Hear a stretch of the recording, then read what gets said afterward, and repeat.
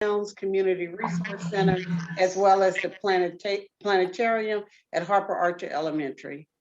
Thank you, Ms. Farmer, for joining us this evening. And I guess I should say EMC Squared, Embracing Mays Community and Cluster Schools, is the cluster organization for the Mays schools, the Mays cluster. Thank you for being on. Right. Barbara Lee, NPUH, H.M. Turner alumni, and very interested in GA Town Elementary School becoming the Adamsville Town's community facility. Thank you. You're welcome. Thank you for joining us. All right. I'll just go on in. Oh, I'm go sorry, ahead. Ms. Spells. I am the Family and Community Engagement Specialist at the Condesi School West. And I am also here in representation and support of MPUH. So Thank you so much for joining us.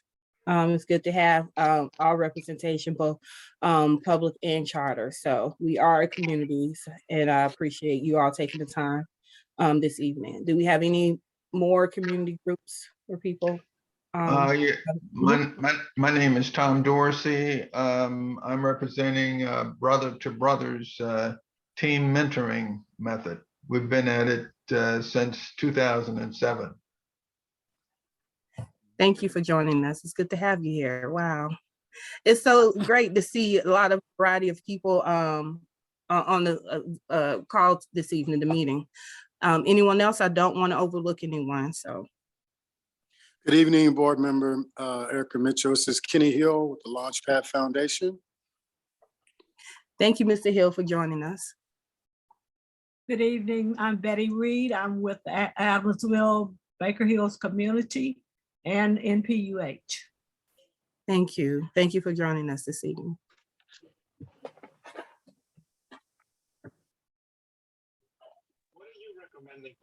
Just in case, this is Khalifa Lee again, one of the founders of the Benjamin Mays Alumni Association, representing for us and as well Unite for Youth, a partner of APS, as a mentorship and youth program, and Hood 180 as well.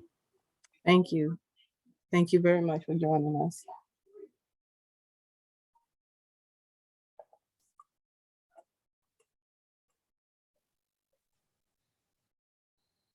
All right, so I just going through what is happening. Oh, just want to recognize this month is Black History Month.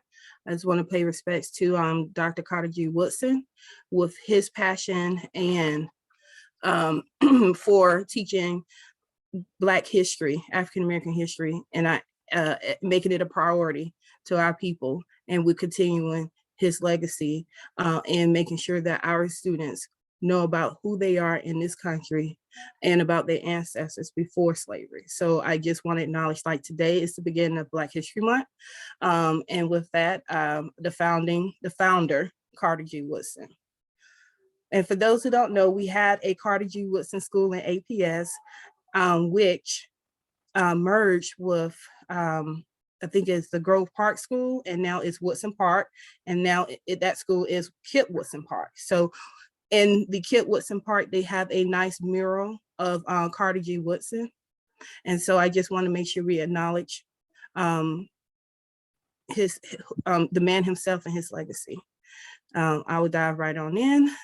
I want to start off with District 5. I've had a lot of conversation about boundary lines. We have new board members that were elected. And so I just want to take a moment to have the opportunity so you know exactly, as your representative, what the areas that I cover, the boundary lines in the schools that I serve. APS, I mean, each board member that's a district board member outside of our large board member, we represent districts, and we represent 2 city council districts. So myself, for District 5, I represent district, let me just put district, City Council District 9 City Council District 10. So Dustin Hillis, Councilmember Dustin Hillis is my council member, and Andrea Boone is my council member as well. I cover the Mays and Douglas cluster according to APS, but within my district, I do cover schools such as Bolton Academy, Tuskegee Airmen Academy, which is in the Washington cluster, but it's a District 5 school. Bolton Academy is in the District 5, but it's a North Atlanta cluster. I have FL Stanton, which is in the Douglas cluster, but it is Washington District 2. I also represent the Douglas High School cluster, but Douglas High School is in Board Member Aretta District, which is District 2. So we share some common, we share the boundaries of our schools. And I also want to point out that I do represent the Mays cluster, which is Cascade Elementary School, which is in my cluster, but it is a, what is it called? A District 6 school, which is Board Member Ishe. I'm sorry. So I just want to take a minute to acknowledge that so people understand where those boundary lines are. And so this is just the of the make sure everyone can have opportunity to see. Now, with our charter schools, I would like to acknowledge those schools that I do represent. In the Douglas cluster, I do have West Side Atlanta Charter, KIPP Woodson Park, KIPP Soul Academy. And then in the Mays cluster, I believe I have the Cadizzi West, and I believe it's the Atlanta, what is the Atlanta Charter School? That's here as well. So this is just a list of some of the schools that I represent. So I just want to, again, make sure you have the opportunity to see that. Now, we have people that attend schools in another district, but live in District 5. So I do want to acknowledge that too. So we don't represent neighborhoods, we represent the schools and the clusters. Here's just a quick snapshot of data and facts that we could go over very briefly. I do want to make sure that you have an idea of where we are for 2020, 2021. We have our projected pre-K, I'm sorry, our projected K through 12, 2021 enrollment is at 50,764 students. Our traditional schools have 40,624. Our charter schools have 10,140 students. This is a breakdown of our demographics and our school population. With that being said, 72.25% of our students are African American, 16.25 are white. 7.58% is Hispanic, 2.60 is multicultural, and 1.0% is Asian. We're graduating class of 2020 was 2,570 students that graduated. We have 92 schools and 5 programs, with 58 of those schools being neighborhood schools, 19 in charter, 6 are partner, 2 alternative, 2 are single gender, and 72 schools out of our entire district is Title I schools. Total of teachers that we have, 5,166. And the rest of the data, you're free to kind of take a look. Our traditional schools have 3,180 teachers, our non-traditional 1,986. Bus routes, that's a lot. In the city, 310 bus routes transport 29,000 students. So that just gives you a snapshot data overview of APS. And I do want to just acknowledge, we had our facility retreat, I believe, January 25th. This is the next steps for the facility retreat that is upcoming for March, and a timeline for those who are interested in community centers. Oh, I'm sorry, excuse me. And what are we doing with this? This gives you an opportunity to have to engage with us as board members, to give us your input regarding our facilities, whether it's vacated school buildings, property, how we rent our facilities, how we lease our facilities, how do we make our how do we prioritize and draw parameters around planning and using our facilities. So our goal with our facilities master planning is to come out with recommendations that we, the board, would vote on, and we would work around those parameters when it comes to how we utilize our properties and facilities. So you have opportunity to look at this, and if anyone wants a snapshot of this, I'll be happy to or you can send a request through our Let's Talk channel, and we'll be happy to send that out to you as well. And I do want to say our proposed deadline to ensure that we finalize our plan with our facility retreat should be between, will be within phase 2, and that would be October for our first read, in November of 2022, next fall.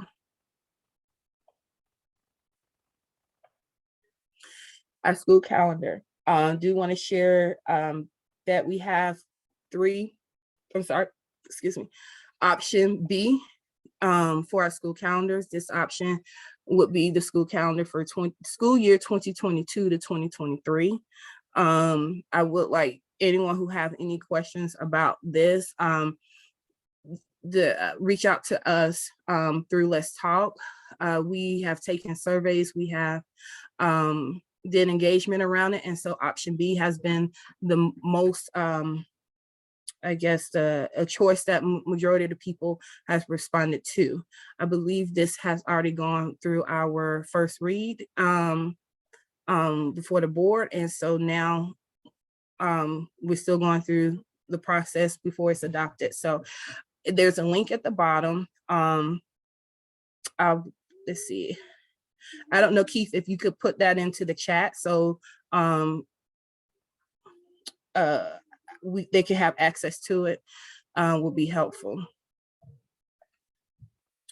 And as I mentioned, we just had a couple of new board members. I did recognize Tamara Jones, but we also have Katie Howard, who represent District 1, and we have Jennifer McDonald that represent District 4.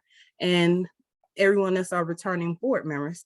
I am currently serving on my second term, along with Michelle Olympiadis and Aretta Baldwin. We have board members that are serving on their third term. It will acknowledge Isha Collins, Cynthia Briscoe Brown, and Jason Estevez. I do want to take a moment to acknowledge Human Trafficking Month.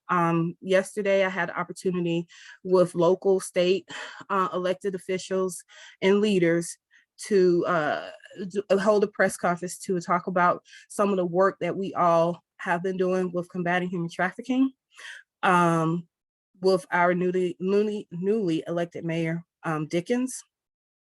We also had a First Lady Marty Kemp, State Attorney General Chris Carr, several city council members, Fulton County Sheriff Pat Labatt, the General Manager for the airport, Commissioner, Clayton County Commissioner Jeff Turner. And I just want to point out, majority of Atlanta Airport reside in Clayton County, just so you all know. I mean, for those who don't know, it's just a small portion reside in Atlanta, but we have a great, from my understanding, the Atlanta Airport and Clayton County have a great understanding and collaboration regarding that. With Human Trafficking Awareness Month, I had the opportunity as a former vice chair for Council of Boards of Education, which is governed by the National School Board Association, to sponsor and write the resolution for domestic minor sex trafficking. This resolution really focused on advocating to Congress and asking Congress to increase funding, programming, awareness, and education for all school districts across the nation. And it gets into a little bit more detail on what is happening across nationwide. So I just want to just acknowledge that. And Chief Applin of with Atlanta Public Schools Police Department was there in support and in collaboration with our Atlanta Police Chief and Fulton County Sheriff. They're working hard with their special task force to really protect our students, but also doing their part in combating this I don't know what industry. And on January 28th, I would like to acknowledge that newly elected Mayor Andre Dickens had an opportunity to visit with our students at Mays High School and Coretta Scott and Bess middle school and high school. He had the opportunity to engage with our students to find out what their wants and needs are, and especially around concerns for safety, summer jobs, internships, and to really encourage positive decision-making for our youth. So that conversation went really well. The students were very open and honest. I do respect that, because if you serve students, you have to know exactly what their needs are, and they were able to speak up and articulate that. Our next event coming up to vaccinate APS, not vaccinate, well, get vaccinated APS. We have a couple of dates. We have February 4th, which is around the corner. I'm sorry, we had today, which was February 1st. And then we have February 4th, which is on Friday. And then next Friday, February 11th. We have an incentive for those who need to receive their first and second dose. And it's for any students over the age, any student over the age or any child over the age 5, staff and community will receive $100 incentive. APS students will receive an extra $50, and the total will be $150 for those who need to get vaccinated and wanting a location or a place to go. And I do, and the locations are here. So I start again with February 4th. That'll be the next date, which is Friday. That will be at Washington High School from 4 p.m. to 8 p.m. And the following Friday, February 11th, which is from 5 to 9 at Carver Early College High School. And also, Keith, are you able to drop the link in the chat? That would be great for people to access. Coming up, not tomorrow, but Thursday, we have a very important meeting I would love to share with community following some of the current events that are happening at our Frederick Douglass High School. It's the Frederick Douglass Town Hall meeting, and it starts at 6 p.m. Rebuilding the village. We need all stakeholders, people who are concerned and want to help and be a part of making sure that Frederick Douglass High School and students succeed. We invite you to come to the town hall meeting to voice your opinion, to give input, to come up with solutions and recommendations, and really to support the intern principal Taylor in her efforts to move Frederick Douglass forward. It's important for us all to be involved, and I hope you all can attend. I think this will be great, and this is a great start with a lot of different things moving forward. And so I probably can drop the link in the chat because I'm not, for you all in just a few minutes for those who do want to attend. And I do try to put it on some different social media pages and our board office as well. And then this is just my contact information for anyone who wants to get in contact with me. They have any questions. We do have our channel, which is our Let's Talk button with our email address on our website.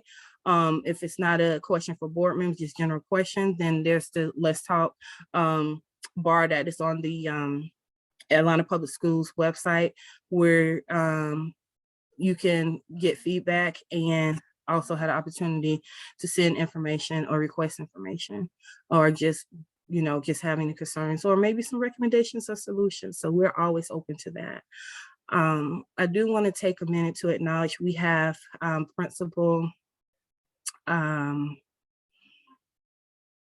Perry, who represent Miles Elementary. I did see you chime in earlier, but I just want to make sure I acknowledge you as well.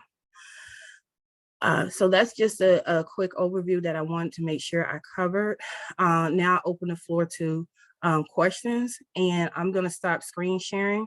And I ask y'all if you could raise your hand for any questions that you have, and Keith will be monitoring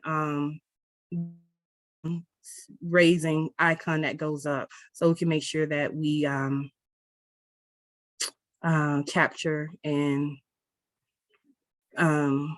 formally answer these questions for y'all.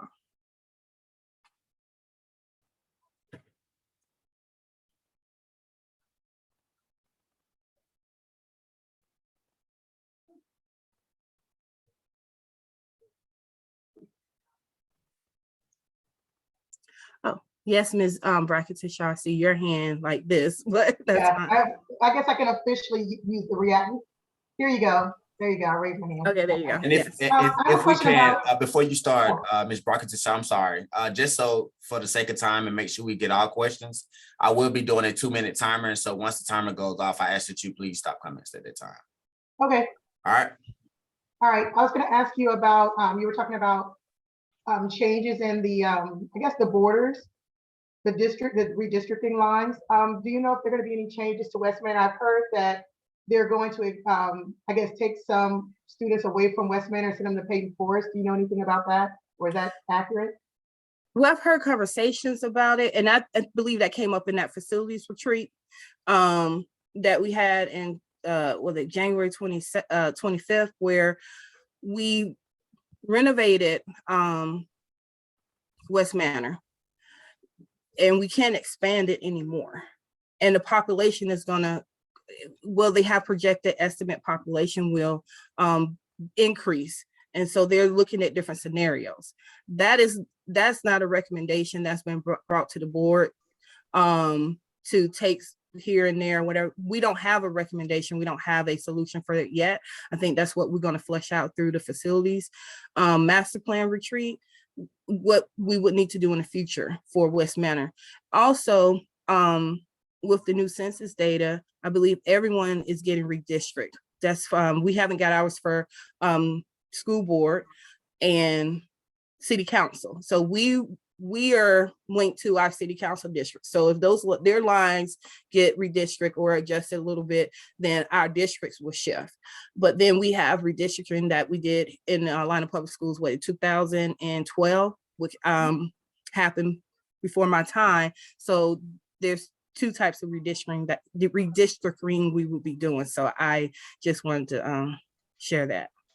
Okay. Don't know exactly when that will happen, but it is soon will. Okay. And just the other thing is two questions, and then I'm done. Two more questions. So, oh gosh, I just had a break. Oh, so one of them was the charter schools. So our so I really didn't know this.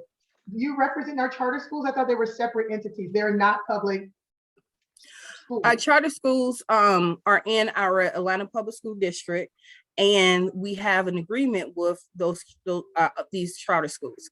So I represent the parents that live in my district that may send their children to charter schools. Okay. And the last question is it possible in your next community update, or if it's like maybe next month, we can just kind of get a state of the cluster, like Mays cluster, if you could just run, kind of by the numbers. West Manor, I know we've gone through COVID, but just kind of get an idea of kind of where we are, what we're doing in the elementary schools, at Young, and maybe just kind of get a health checkup. Yes, I'll be happy to get that information and make sure I have it next time. I know we are planning for some other engagement, which is the state of the clusters, for like we normally do with the data digs. So we'll be having that coming up before the end of this semester. I don't have the dates, but that is something that's coming up where we go more in depth. Thank you. Hi, this is Bianca Shelby, and I have a question. I know we've had been, remote for a year and a half, and now they're back in. Do you have any information on how the schools are trying to bridge the achievement gap? And I know you mentioned about funding from a federal perspective. Is that money going to go towards programs for maybe summer programs to help bridge the achievement gap? So yes, that's a good question that you asked. Last year, we were able to offer summer enrichment. That's just what we call summer schools, enrichment, because it creates opportunity where students learn, and they learn through different innovative, I guess, learning patterns. But it does focus on where their learning gap is for each individual student. They have individual learning plans for these students as well. And the funding that was rolled down through the CARES Act and American Rescue Act was allocated.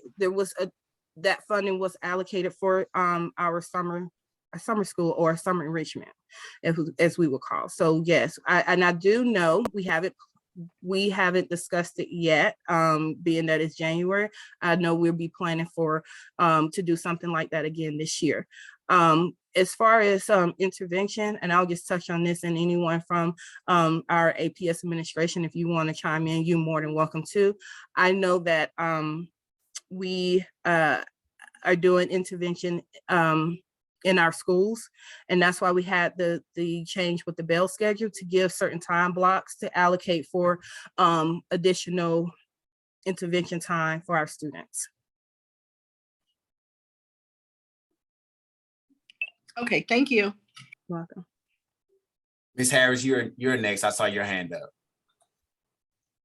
I do. Again, good evening. It's a pleasure to be here. I am from the Adamsville community, and when you were elected, the very first town hall meeting you had, we met with you after Ms. Mitchell, and we expressed our desire to actually acquire the vacant facility. They had closed George A. Towns Elementary School.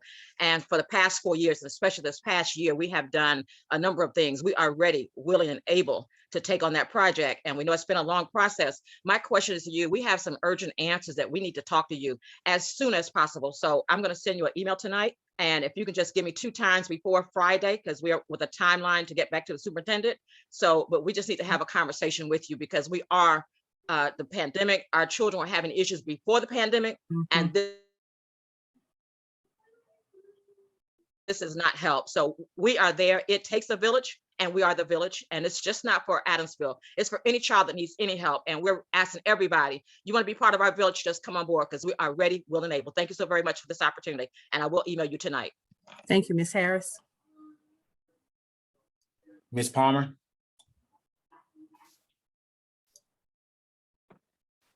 Thank you so much. Ms. Mitchell, I'm a little bit not clear on your answer to Ms. Brockton Shaw's question earlier in terms of the schools that you represent and the students of the schools that you represent. I guess I'm kind of confused in that I understand that the charter schools, whereas they, just like partner schools, are part of the APS district, they each have their own board leadership and representation that appeals to APS as a district to make decisions. So I'm a little bit confused as to what your role as an individual board member is toward charter schools.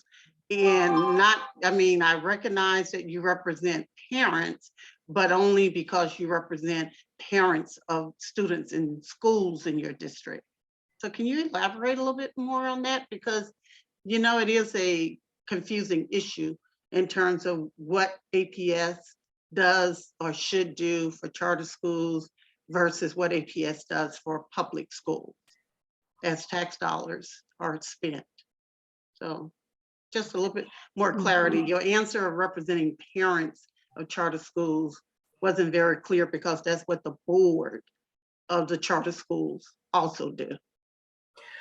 I apologize for the confusion, but let me just say I represent the people who vote for me.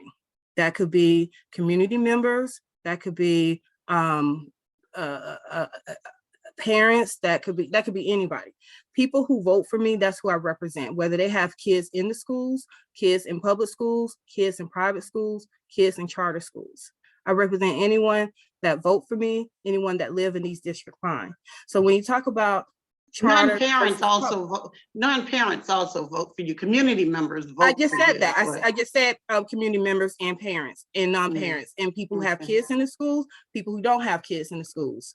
I have people who have kids in private schools, public schools, charter schools, anyone who live in these boundaries that were outlined for me as a board member, or anyone before me or after me. That's who I represent. So when you ask me about public school, traditional schools, and charter schools, well, charter schools have their own governance board, but they're not elected through a process that I go through.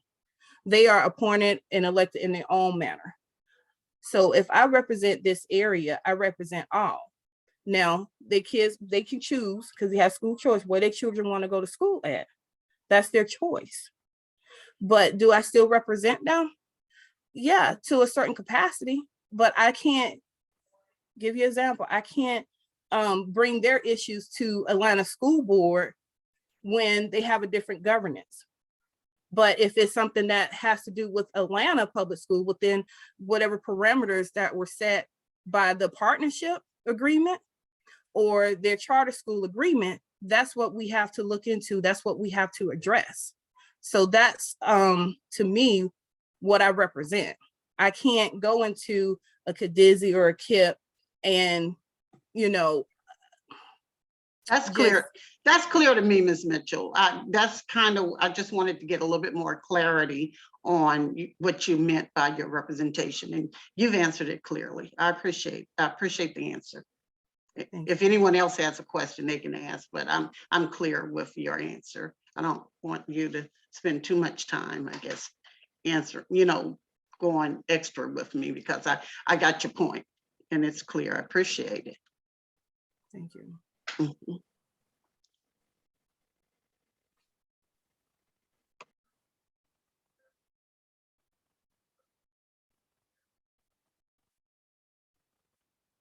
Okay, well, the floor is open.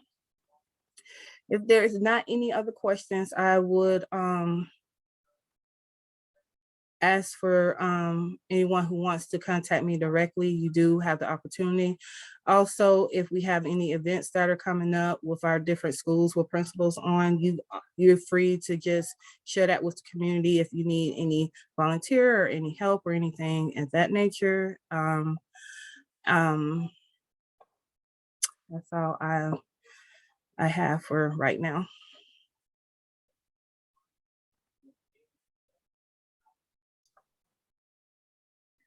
I guess one more question for me, a different topic.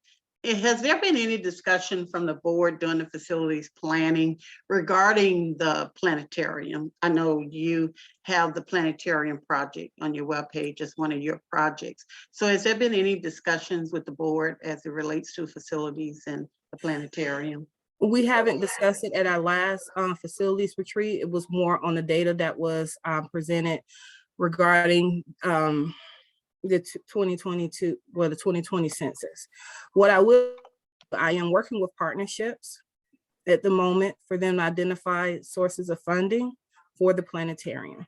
We had a meeting last week, so that's what I'm working on, but it hasn't came up in our facilities retreat. The last retreat, the first one of this year, really focused on the data, not the facilities just yet. But I will keep you updated with anything that changes. We do have a different model, we do have a different design, but it's just to make sure that we secure the funding.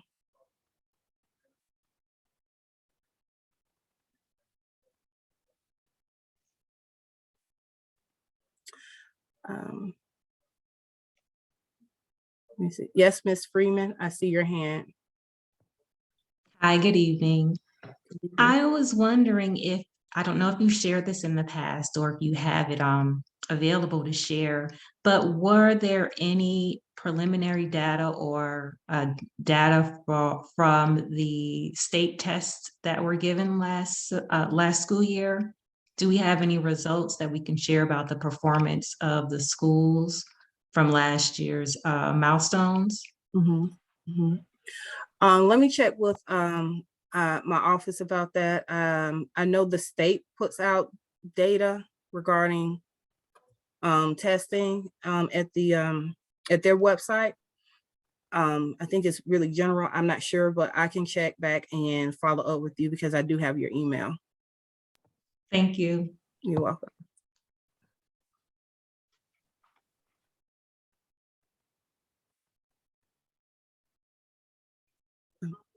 Yes, Kay Mitchell. Good evening, Ms. Mitchell and everyone on this call. I just had a concern or a question. I'm not sure if you answered it previously within the call about the growing number of schools, primarily in our area, that are seeming to be more on a sector of Title I. Where it not only, I'm supposing it not only reflects the test scores, but what are we doing strategically to tackle the concerns as it relates to state testing and getting our kids to not only meet the standards, but to exceed those standards?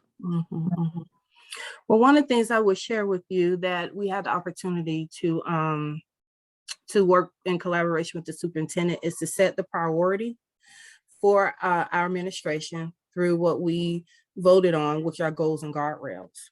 And it outlines what our expectation and the direction that we would like to see the district go in with the collaboration with the superintendent and the areas of needs that need to be addressed right away. When you talk about literacy and numeracy, that is on our goals and guardrails for our district, and the superintendent and her administration implement certain strategies, certain programs, intervention initiatives that trickle down school level for our students. So we had an academic retreat that really dug in there to explain what that process would look like and how we roll out on the school level. We also have our strategic plan, which gives guidance and parameters on what we happen in a certain amount of time with our schools, with our students, and the achievement gap. That's something I'll be happy to share with you, those presentations, so you can have a better understanding of what we are doing as a district. Board Member Okay, Mitchell, I would appreciate Oh, yes, Mr. Sims, you can chime in. Yes. I can piggyback on that answer. On the ground, we have several things that are happening by way of support to schools and implementation of curriculum and instruction on a daily basis. Board Member Mitchell mentioned earlier our interventions that are in place, in addition to just core instruction that's happening inside the buildings. And what we do on the district level is engage in a series of learning walks and also data-driven discussions that not only include school level discussions about improvement leading up to state testing, but also engagements involving our principals in cohort groups such that they are able to speak about their data, speak about the interventions and strategies, and receive timely support and feedback as it relates to what's happening inside their buildings. As a result of that, we continue to visit schools, visit classrooms, provide feedback, and just keep ourselves in a feedback cycle as it relates to the priorities that we put in place. And our curriculum and instruction is a big driver of what we call our APS 5. Another one is data utilization. And all of those pieces are rolling themselves into giving us valuable information as to where children are in terms of what we call our MAP test, which is essentially a test that measures a student's performance and growth primarily in the areas of reading and math. We engage in that 3 times over the course of the year, and it is one of those pieces that helps us to better understand where students are leading up to state testing. Just wanted to add those few pieces. Thank you, Dr. Sims. You're welcome. And I just wanted to jump in to add to Dr. Sims. Thank you to add to my colleague, Dr. Sims. We are a team of associates, and so I wanted to piggyback because what we are doing, those are effective best practices that are done across America. So like I came from Charleston County, we did all those things and we saw a lot of progress, we saw growth. So I wanted to just underscore that what we're doing, we're on the right track. We're doing things as a system, not in silos. And as Dr. Sims said, we are inspecting what we expect. So MAP testing is about 80% correlated to the Georgia milestone, about 85%, I think they say it, correlated to the Georgia milestone tests and the EOCs, all the Georgia tests. So I wanted you to know, whoever asked that question was a very good question, because we have on the ground strategies that work and they're best practices for children. So just to add to that, thank you. Thank you, Dr. Goodwine. And as a board, we do the strategic plan, goals and guardrails. And as you heard from Dr. Sims and Dr. Goodwine, they do the implementation and the rollout on the school level for our district. So that's how our governance model is structured. I'm not sure who's next, Keith. I apologize. I kind of lost track. Yep. So we're going to go to Mr. Hill, and then after Mr. Hill, we'll have Ms. Jennifer. Thank you. Thank you. I'd like to hear a little bit more about how summer school is going to be different this year, given the COVID impact and the gaps that we're seeing with students. That's my first question. And the second being, with the federal funding that's been provided, are we allowing funds to go to the discretion of the principals to say what they need for their staff specifically, whether it's mental health support, whether it's more training time for their staffs to be prepared for all the extra that's being put on their plates? Is any of that trickling down to where the principal has leverage to use that for their school to try to produce the results that are expected? Thank you, Mr. Hill. As far as summer school, we have not, well, I haven't been presented with any information on how that's going to roll out this year. Going into the summer, I don't have that information yet, but I'll be happy to speak with the superintendent. And if anyone, Dr. Sims or Dr. Goodwine, if you know about any upcoming planning, please feel free to chime in. I just haven't had that opportunity to have that information yet, but I know we are planning for summer school in many different ways. Dr. Sims, I'll let you chime in there. Yes, thank you, Board Member Mitchell. To answer that question, we are actually in the planning phases right now. And the first critical step is to have everything good and baked on the district level, after which time we'll be sure to share with our board members and subsequently with our schools to get further feedback before we roll out the entire plan. I will tell you though that we will be looking at the best and safest way to engage in summer academic enrichment, recovery, and the continued learning experiences for students as we continue to come out of COVID. So we'll be looking for something to come very soon. Board Member Mitchell, if I may address the second part of the question. Oh, yes. Yeah. So right now, sir, we are in the middle of budget planning. Every school is in the process right now after having received their budget allocations for the 22-23 school year, planning according to their prioritized needs as a school, which may include some of the things you spoke about, ensuring that they have Go Team buy-in and approval moving forward. And then at the end of this month, we'll engage in what we call staffing conferences. And that is the time that every single principal will go in front of every division represented by the district and present their priorities, their aims, and then the subsequent budget that they put in place. I hope that answers your question. So actually, my concern is that, the summer will be here before we know it. And if we're not doing something significantly different or differentiated to get more students into summer school, which means more staff available, then we're going to miss an opportunity to try to close the gap. So I'm just wondering, why we're still planning for something that is a no-brainer that's going to be required to be done at a larger scale in order to not continue this gap that we've suffered because of COVID to exist. Yes, sir. And I'll be sure to pay your concerns forward, and just know that the reason we're still planning is just to make sure we get what we plan to do exactly right and impactful, to your point, to ensure that we have adequate recruitment and adequate numbers that meet the need of what we'll have. So I'll make sure I pay that forward, and I appreciate your concern. Thank you. Mm-hmm. Oh, and I do want to add, and I believe this was a couple of months ago, that we were able to allocate 3.8 million to mental health support for our students in conjunction with the trauma-informed practice policy that I really champion for our district, and restorative practice as well. So I do want to share that it was $3.8 million that was allocated from the funding that we received from the government for those support services. So Board Member Mitchell, that's 3.8 million across how many schools? 50 schools? Mm-hmm. And so, but are the principals the ones able to decide where that funding is going, where the need in their building is? Because having funding that somebody sends for you to do something that's not specific to your need is really not addressing the problem. And so my question is specifically, are we giving the principals that we're holding accountable to produce results, are we giving them the additional funding to address needs that they're finding in this environment? Yes, principals do have the flexibility and autonomy with their budget.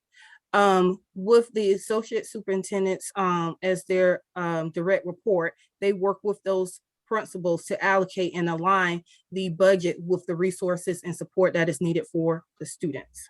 That is my understanding on how that process worked. If there's something that I did miss, please let me know. But that's what that's what I know that is supposed to roll out on the district level from school to school with the principals. Yes, and also we have CARES funding. Additionally, we have some CARES funding just set aside for that. But the principals do have a lot of flexibility and autonomy, like Board Member Mitchell stated. And to support what my colleagues are saying, as well as Board Member Mitchell, also, we are just completed our mid-year conferences with principals, and that's exactly what we speak to, looking at the data, hearing from the principal what their concerns are, and at that time they are able to have a discussion about what they need in their next steps. So there are some non-negotiables, but there's also some autonomy. Okay. Thank you. So next we'll hear from Ms. Jennifer, then after her, we'll hear from Ms. Freeman, followed by Ms. Harris, and then Ms. Elizabeth. Yes, hi. Good evening, Board Member Mitchell. I have some concerns around teacher mental health and how that's really being tracked and traced. And you all were just talking about teacher autonomy and addressing need, but I'm not seeing that happening. We returned back to learn in a full pandemic with no provisions in place for addressing the long stem of time frame that teachers and students had been away from a regular learning environment. So it's like business as usual. And it's important to know if our district will begin to look at solutions to put in place structured mental health days where teachers, educators can utilize that. And that's, to me, would be a little bit more accountable, because when you say that you're getting information about what the needs are, and the principals have the autonomy to structure the budget in that building to meet the need, well, what's the process of knowing what the needs are in that building, and how do you know if those teachers are being assessed or given the resources or encouraged to utilize the resources that the district have in place? The other part of that with the mental health part is the trauma that's happening in our school buildings, the trauma from the students, the trauma from students to teachers that's happened is not really being addressed in a scale that we are in a different time right now. We know we had issues prior, but the behaviors are now more emotional, more invested, they're more explosive, and you have really a situation where a lot of that population is special education students. And we have issues where, you know, we have to really start looking at solutions on how do we limit liability. We have a loss of learning, and now we have to make sure the compliance piece is in place. Parents are concerned about placement with their children, where they should be according to where where they are according to where they are placed in their school schedules in the school building, because we have staffing issues. So, you know, those are some of the concerns that I'm bringing to you, board member, to hopefully that you will begin to address, because teachers, you need teachers in the building, and the expanded workload with teachers now is excruciating, where we are moving now to a model classroom where they're prescribed to have those things are not, because we have staffing issues. So I want to know, is the board looking to bring any hard solutions to really put in place mental health support that can be tracked and traced, and accountability to make sure that it's happening, and as well as making sure that the resources that are needed for special education students and teachers are there in place, because we're meeting a new dilemma with the pandemic. Thank you, Jennifer. Wow, for just sharing that with me. I will start to answer a few of this, and I will refer to some of our associate superintendents if they have additional information to add. I do know recently, and just having conversation with Dr. Herron, that we are looking at supporting mental health for our teachers and staff within APS. You asked about mental health days. I'm not aware of any mental health days that we're giving to teachers, but that's something I will take back to our administration.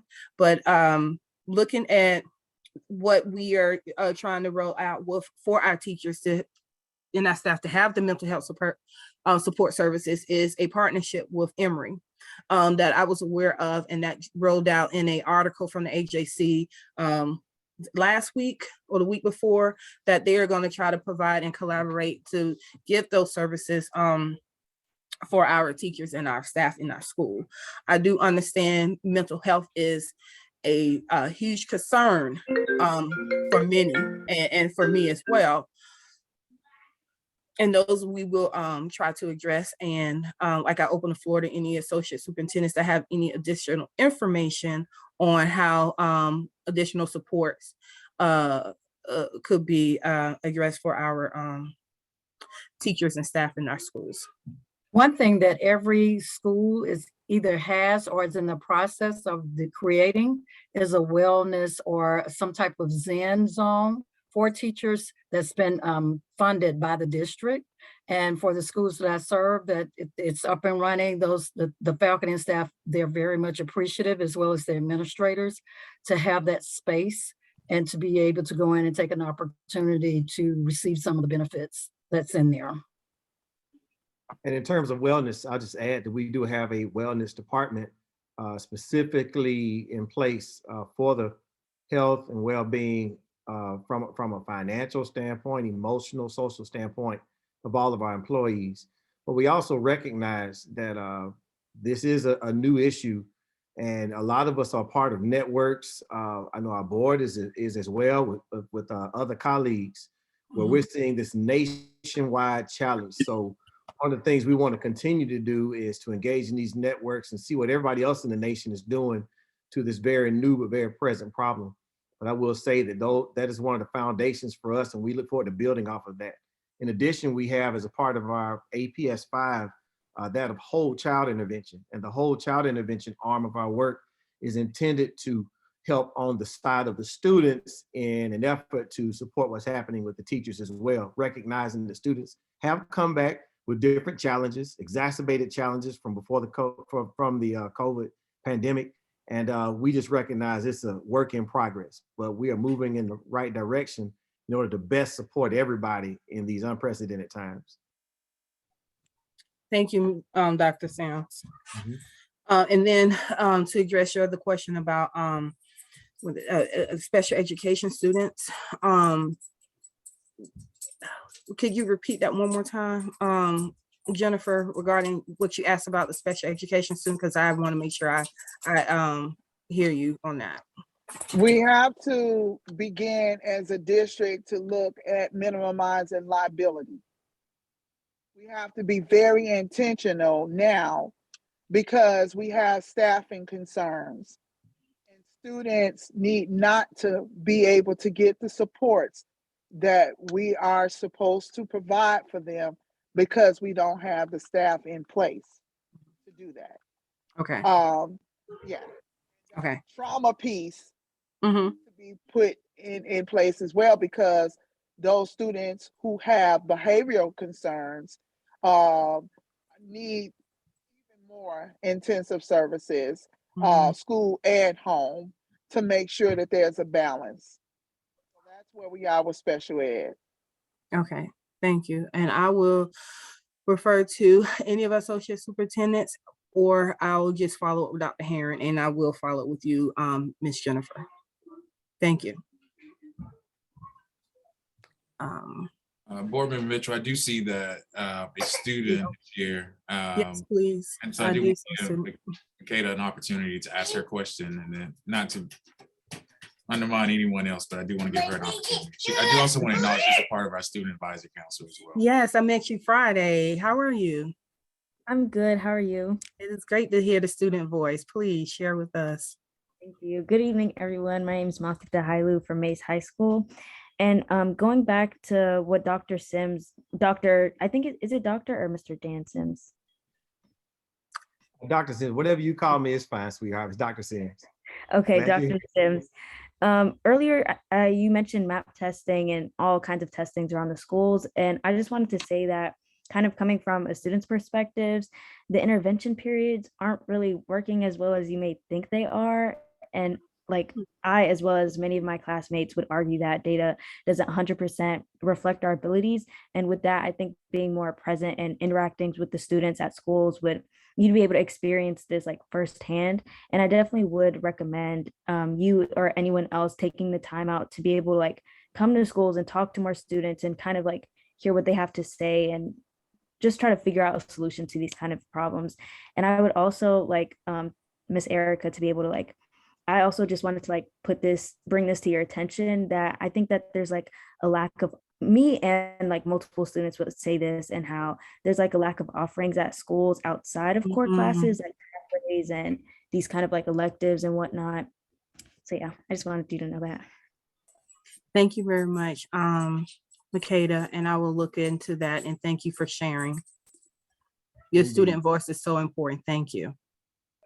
Thank you.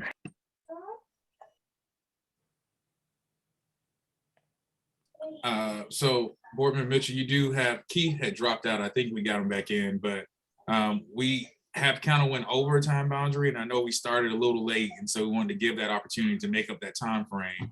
But if I'm looking at the screen at this particular time, I see 1, 2, 3, 4, 5. I see about 5 more questions. And I'm sorry, you guys, please forgive my son in the background. But we have about 5 more questions, and so I just wanted to know what you want to do with that. I do want to be respectful of the time frame that we did set.